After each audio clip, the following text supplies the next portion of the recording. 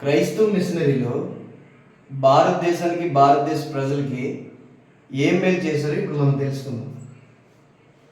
క్రైస్తవ మిషనరీలు భారతదేశం వచ్చిన తర్వాత భారతదేశ ప్రజల ఇబ్బందులు, భారతదేశ ప్రజల ఆకలి, భారతదేశ ప్రజలు వైద్యం చేయించుకోలేకపోవడం చూసి అసలు ఏంటి కారణమని మొదట కనుక్కుంటే, ఎవరైతే బడుగు బలహీన వర్గాలు, ఎస్సీలు, ఎస్టీలు, బీసీలు, ఎవరైతే కూలి పనులు చేసుకునే వాళ్ళు ఉన్నారో వాళ్ళందరూ, అంటే వాళ్ళు పండించే పంటను కానీ వాళ్ళు సేద్యం భూమిని కానీ వాళ్ళ చేతిలో లేదు. ఇదంతా పెత్తందారుల చేతిలో, అప్పుడు పరిపాలించే రాజుల చేతుల్లో ప్రతి ప్రాపర్టీ, ఆస్తులన్నీ వాళ్ళ పేర్ల మీద ఉండేవన్నమాట.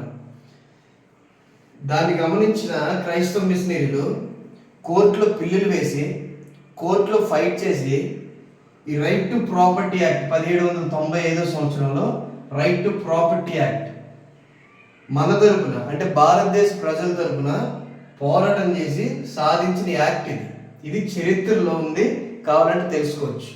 ఈ రైట్ టు ప్రాపర్టీ వల్ల, ఈ యాక్ట్ వల్ల భారతదేశ ప్రజలకు, బడుగు బలహీన వర్గాలకు, ఈరోజు ఎస్సీలు, ఎస్టీలు, బీసీలు ఎవరైతే ఉన్నారో వాళ్ళందరికీ ఏం మేలు జరిగిందంటే, ఈ రైట్ టు ప్రాపర్టీ యాక్ట్ వల్ల మన ఆస్తులు, అంటే ఎవరైతే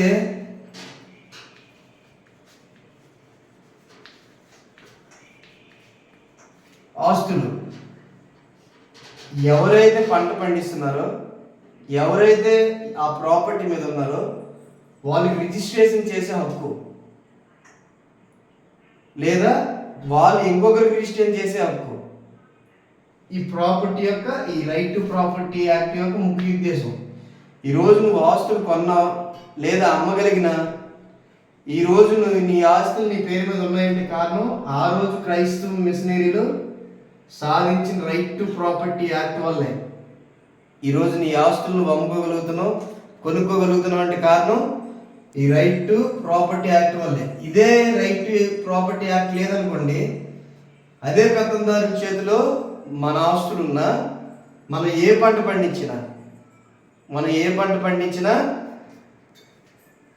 మల్లిగా సూరిగా ఈ ఆస్తి తీసుకెళ్ళి అమ్మగారికి ఇచ్చిరా, ఈ పళ్ళు తీసుకెళ్ళి అమ్మగారికి ఇచ్చిరా, ఈ కూరగాయలు తీసుకెళ్ళి అమ్మగారికి ఇచ్చారంటే మాట్లాడకుండా తీసుకుని వెళ్ళి ఇచ్చారా?